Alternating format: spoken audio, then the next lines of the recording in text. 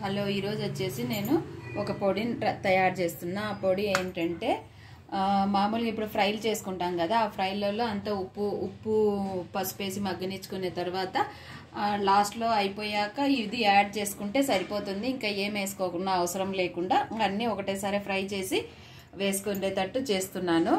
First వచ్చేసి మినపప్పు, నువ్వులు, వేరుశనగపప్పు, శనగబ్యాళ్ళు, ధనియాలు, ఎండుమిర్చి, కరివేపాకు, జీలకర్ర, చెక్క, లవంగాలు, కొన్ని ఒక 4-5 పెప్పర్ అన్నమాట. ఇవెల్లా అన్నిటినీ ఫ్రై చేసుకోవాలి.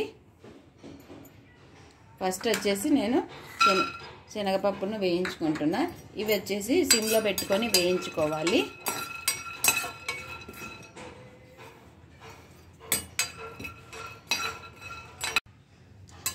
ఇవి కొంచెం వేగిన తర్వాత మనం కొంచెం కరివేపాకును కూడా వేయించుకోవాలి. అంతలోపు 2 వేగిపోతాయి. అందుకు నేను వేరుశనగపప్పు వేగిన తర్వాత కొంచెము ఇప్పుడు నేను కరివేపాకు యాడ్ చేసుకుని అది కూడా వేయించుకుంటున్నా.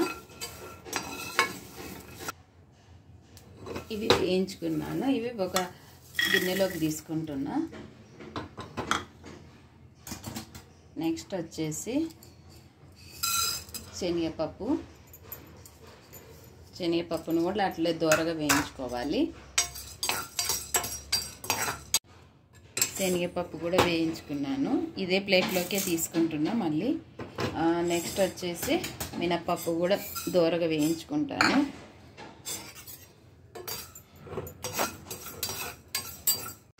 మినపప్పు కూడా వేగింది. ఇదే బౌల్లోకి తీసుకొని నెక్స్ట్ మళ్ళీ ఫస్ట్ వచ్చేసి చెక్క, లవంగాలు వేయించుకుంటా. చెక్క, లవంగాలు, మిరియాలు, వీటితో పాటు ఎండుమిర్చి, ఇవి ఒక 2 మినిట్స్ ఇట్లా వేగిన తర్వాత దానితోనే ధనియాలు కూడా వేయించుకుంటా. ధనియాలు కొంచెం ఫ్రై అయిన తర్వాత నువ్వులు యాడ్ చేసుకున్నాను. ఎందుకంటే త్వరగా వేగిపోతాయి కాబట్టి నువ్వులు ఒకటేసారి యాడ్ చేసుకున్నాను. నువ్వులు యాడ్ చేసుకునే తర్వాత జీలకర్ర,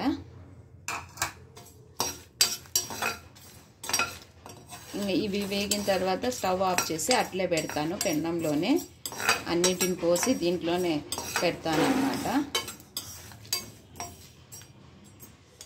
ఇప్పుడు నేను స్టవ్ ఆఫ్ చేస్తున్నా. మిగతావన్నీ కూడా ఇదే పెన్నంలో పెట్టుకుంటాను.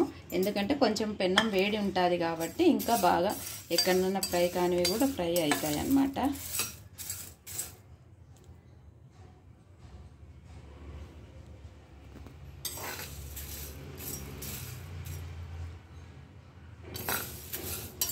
ఇవి బాగా పూర్తిగా ఇప్పుడు అన్నీ ఫ్రై చేసుకున్నాం కదా, ఇవంతా పూర్తిగా మొత్తం చల్లబడాలా.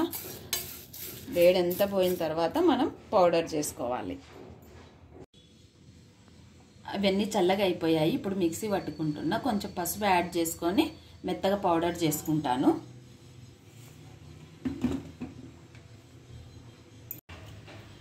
పౌడర్ అయితే రెడీ అయిపోయింది. ఇంకా స్టోర్ చేసుకొని మనం ఫ్రైలలో వేసుకోండేది.